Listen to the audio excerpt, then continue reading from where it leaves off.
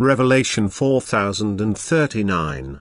From the 13th and 14th of May 1947. Weakness of people. Sin. Love. Protect yourselves from impure thoughts, words and actions, and you will walk rightly before God.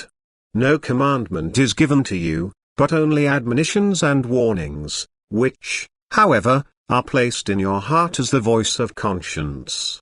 You are in possession of free will and can therefore do whatever you want, and thus you can also disregard the commandment of love for God and your neighbor, even though it is a commandment. In the same way, however, you can also lead your way of life more or less in accordance with divine will, for this divine will sets the perfection of the soul as the ultimate goal, and in order to achieve this, the human being must work on himself and discard everything that characterizes his imperfection.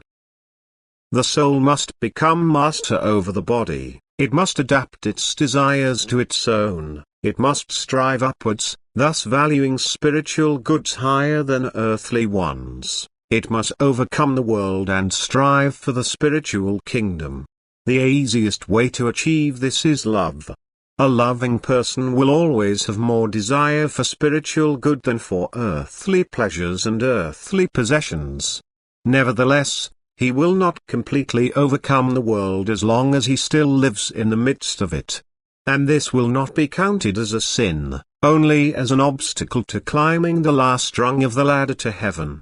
And man himself must cope with this obstacle. God does not condemn him, but he helps him to free himself from desires and vices. He knows about man's weakness and takes it into account because he loves man, and a loving father grants his children what does not harm their souls. And so man will also have weak hours and God will forgive him for them. He will not condemn him because of his weakness. He does not sin, only he does not strive for the height if he pays too much tribute to earth, and the soul's work towards it must begin the more intensively the more he has belonged to the world, that is, the more he has given fulfillment to his body. But now the measure also speaks, for as soon as the earthly desire outweighs the spiritual work, the human being deprives himself of God's blessing, and then he lacks the strength to ascend.